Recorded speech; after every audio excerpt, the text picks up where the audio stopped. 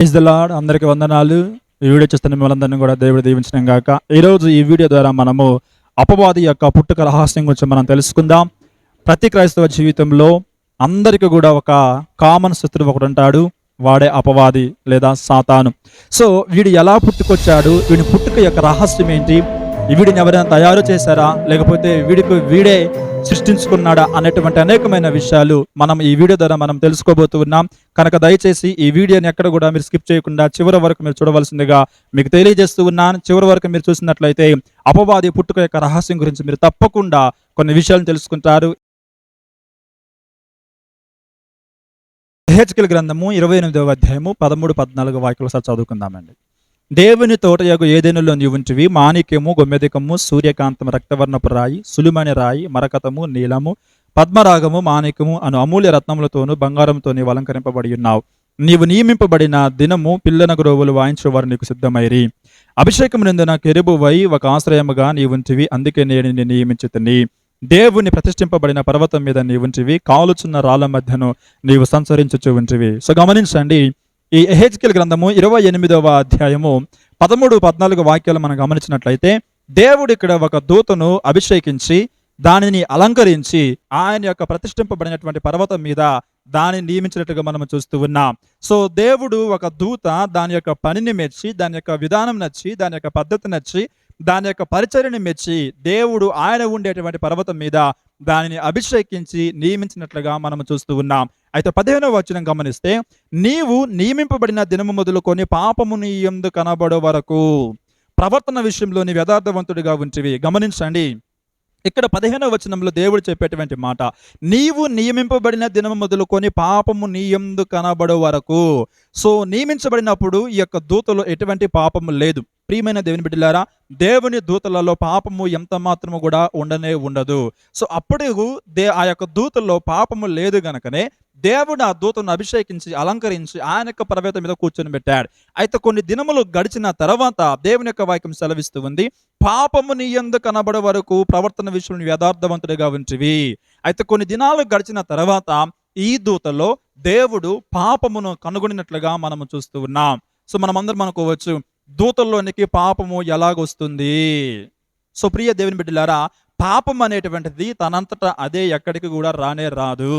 ఆనాడు కూడా అవ్వను గమనించినట్లయితే ఎప్పుడైతే అవ్వ పాపము చేసిందో అప్పుడు అవ్వలోనికి పాపం అనేది ప్రవేశించింది. అదే రీతిగా మానవులుగా మనమందరము కూడా ఎప్పుడైతే పాపాన్ని అంటించుకుంటామో లేకపోతే పాపం జోలికి వెళ్తామో అప్పుడే పాపం అనేది మనలోనికి ప్రవేశిస్తూ ఉంది.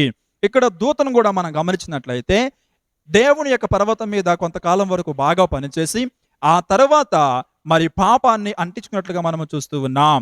సో ఈ యొక్క దేవుని యొక్క దూతలోనికి పాపం ఎలాగో ప్రవేశించింది అనేది దాని గురించి మనం మళ్ళా మాట్లాడుకుందాం. దానికంటే ముందుగా మనం తెలుసుకోవాల్సినటువంటి విషయం ఏంటి అనంటే, ఈ యొక్క 28వ అధ్యాయము 13, 14, 15 వాక్యాలు చాలా మంది ఏమంటారు అంటే ఇది తూరు రాజు గురించినటువంటి ఒక ప్రవచనం అని చెప్పి అంటూ ఉంటారు. సో తూరు అనగా మరి బబులోను యొక్క సామ్రాజ్యం అండి. బబులోను సామ్రాజ్యానికి ఆ టైంలో మరి నెబుకద్నెజరు ఉన్నాడు గనక ఇది నెబుకద్నెజరు గురించినటువంటి వాక్యం అని చెప్పి చాలా మంది అంటూ ఉంటారు. సో గమనించండి, ఇది తూరు రాజు గురించి చెప్పబడినట్లుగానే మరొకరు గురించి కూడా చెప్పబడుతూ ఉంది. అదే సాతాను గాడి గురించి అన్న సంగతిని మనం ఆలోచన చేసుకోవాలి. అందుకే దీనిని ఏమంటారు అని అంటే డ్యూయల్ ప్రాపసీ అని అంటారండి. సో డ్యూయల్ ప్రాపసీ అనగా అర్థం ఏంటి అనంటే ఒకరి గురించే చెప్పబడుతూ మరొకరి గురించి కూడా తెలియజేసేటువంటి దానినే డ్యూయల్ ప్రాపసీ అని అంటారు. సో ఇక్కడ తూరు రాజు గురించి చెప్పబడుతూనే ఈ యొక్క మాటలు మరి అపవాది గురించి కూడా చెప్పబడుతున్నట్లుగా మనం తెలుసుకోవాలి. ఒకవేళ మనము ఇది అపవాది గురించి కాదు, ఇది కేవలము తూరు రాజు గురించి అని మనం ఆలోచన చేసినట్లయితే మరి ఎప్పుడు నెబుకద్నెజరు అనేటువంటి వ్యక్తి ఏదెనులో ఉన్నాడో మనం ఒకసారి అర్థం చేసుకోవాలి. ఎందుకంటే 13వ వాక్యం రాయబడినటువంటి మాట, దేవుని తోటయగు ఏదెనులో నీవుంటివి. సో నెబుకద్నెజరు ఎప్పుడు దేవుని యొక్క తోట ఏదెనులో ఉన్నాడు అని మనం ఒకసారి ప్రశ్న వేసుకోవాలి. సో నోవాహు జలప్రలయం అయిన తర్వాత ఏదోను సర్వము కూడా మట్టిలో కలిసిపోయినట్లుగా మనం చూస్తూ ఉంటాం. ఏ ఆనవాళ్ళు లేవు. నెబుకద్నెజరు టయానికి ఏదైనా తోట అసలు లేకుండా పోయిందండి.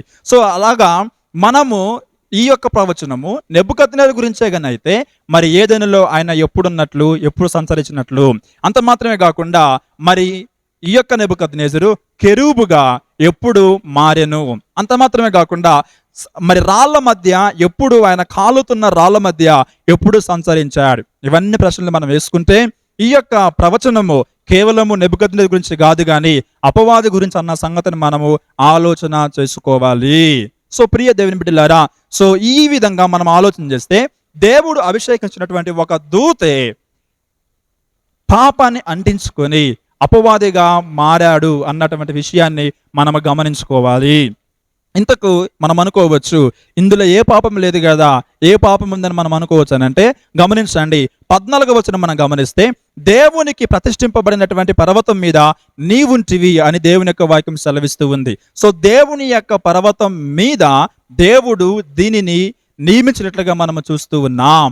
సో ఇక్కడ నియమించినప్పుడు పాపము ఎలా జరిగింది, అపవాది పాపము చెడగల ముఖ్య కారణం ఏంటో మనం ఆలోచన చేసినట్లయితే పాపమును తెచ్చుకున్నట్లుగా మనం చూస్తూ ఉన్నాం.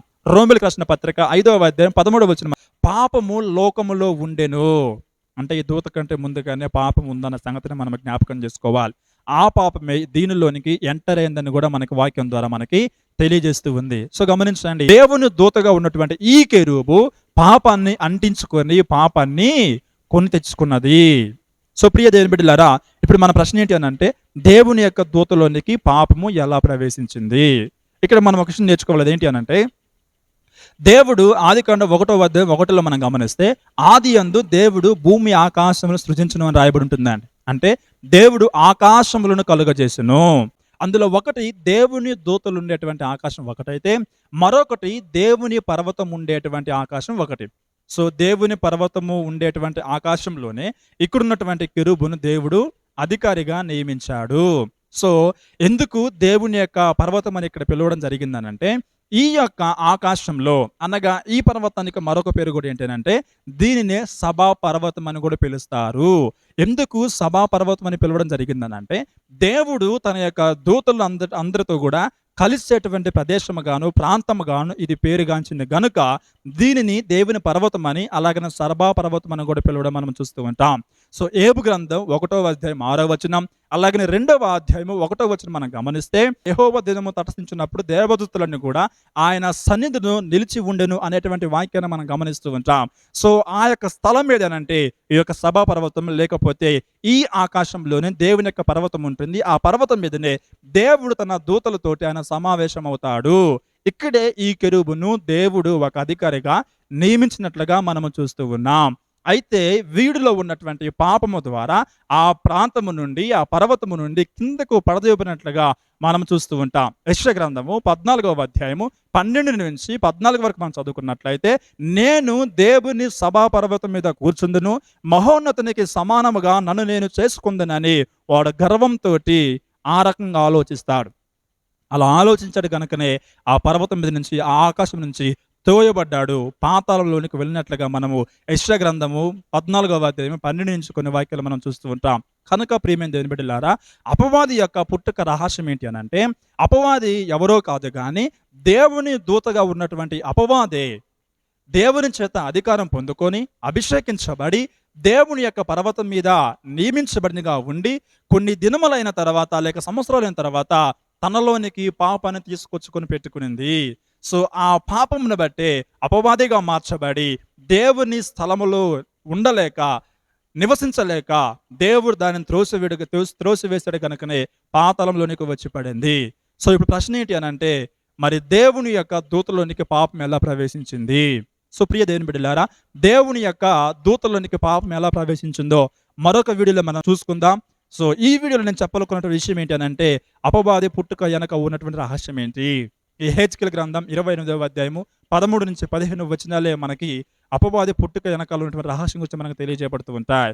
సో కనుక ఈ విధముగా అపవాది యొక్క పుట్టుక జరిగినట్లుగా మనము చూస్తూ ఉన్నాం దేవుని యొక్క వాక్యాల నుండి. కనుక అపవాదులోనికి పాపం ఎలా ప్రవేశించిందో తర్వాత వీడియోలో మనం తెలుసుకుందాం. So thank you. ఈ వాక్యం మీకు నచ్చినట్లయితే షేర్ చేయండి. ఇంకా తెలియని వాళ్ళు ఎవరైనా ఉంటే వారికి కూడా మీ వంతుగా దేవుని యొక్క వాక్యాలు తెలియజేయవలసిందిగా మీకు తెలియజేస్తూ ఉన్నాను.